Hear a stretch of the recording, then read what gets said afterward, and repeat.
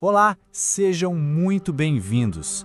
Hoje a gente vai mergulhar num verdadeiro tesouro de sabedoria, um guia com mais de 2000 anos sobre como ter uma vida com mais sentido. Estamos falando do livro do Eclesiástico, também conhecido como Sirach. E olha, preparem-se, porque o que tem aqui é surpreendentemente relevante para hoje. Bom, e qual vai ser o nosso caminho? A gente começa com os fundamentos dessa sabedoria, depois entra em conselhos bem práticos sobre trabalho e saúde, explora a busca pelo conhecimento, homenageia os grandes heróis da história e termina contemplando a criação. É uma jornada completa do nosso dia a dia ao universo. E tudo parte desta pergunta, que é a pergunta central, né? Pensa só, com tanta tecnologia, tanta informação, o que um texto tão antigo de um mundo que nem existe mais teria para nos dizer? A resposta, como a gente vai ver, é muito mais do que se imagina. Então, vamos lá. O livro de Sirach, que foi escrito por Jesus, filho de Sirach, não é um livro de filosofia abstrata, sabe? Pelo contrário, é quase um manual prático para a vida. O foco é em como a gente pode ser pessoas melhores, mais justas, mais sábias, no nosso cotidiano, aqui no mundo real. E o que pode ser mais real e universal do que as questões do nosso corpo, da nossa mente, da nossa alma? É exatamente aí que Sirach entra com tudo, falando de temas que tocam todo mundo. O trabalho que nos sustenta, a saúde que nos permite viver e, claro, a tristeza que uma hora ou outra todo mundo enfrenta. E aqui, gente, a gente encontra uma das passagens mais incríveis e, olha, modernas de todo o livro, lá no capítulo 38. Presta atenção nesse equilíbrio. Quando a doença bate, a orientação é: primeiro, tenha fé, reze; segundo, olhe para dentro, cuide do seu coração; mas, e aqui vem o ponto genial, em terceiro, chame o médico. O texto diz para dar um lugar ao médico, porque a habilidade dele também é necessária. É uma integração fantástica entre espiritualidade e ciência, escrita há mais de 2000 anos. Agora, falando da alma, a abordagem sobre o luto é de uma sensibilidade que impressiona. O conselho é para viver a dor, sim, chorar por quem partiu, mas não se deixar ser consumido por ela. Essa citação é muito poderosa, quase clínica. A tristeza que não acaba mais drena nossa força, apressa o envelhecimento.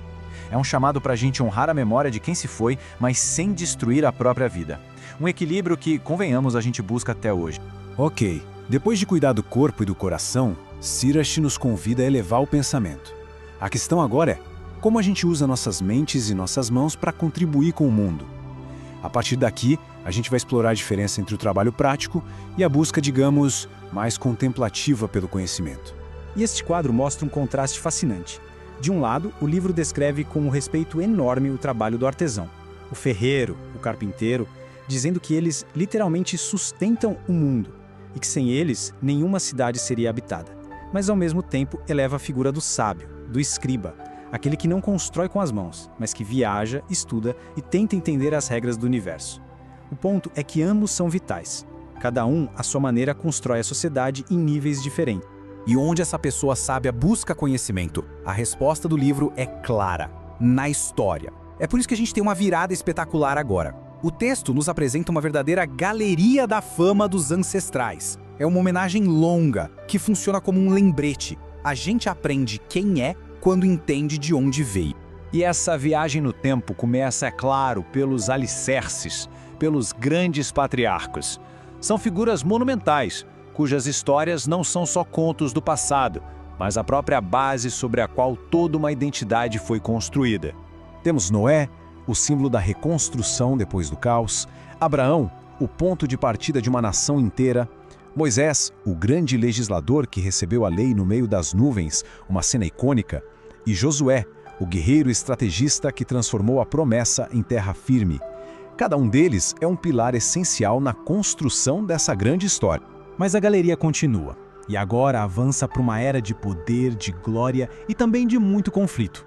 Chegou a vez dos reis que governaram e dos profetas que os desafiaram, mostrando que a história é feita tanto de grandes acertos quanto de grandes erros. E aqui o retrato é muito honesto, bem complexo. Davi é o rei guerreiro e artista. O filho dele, Salomão, é a própria imagem da sabedoria, mas também um grande alerta sobre como o poder pode corromper. E aí surgem figuras como Elias, um profeta descrito como uma força da natureza, um fogo cujas palavras queimavam como uma tocha. São histórias que ensinam não só pelo exemplo, mas também pelo aviso.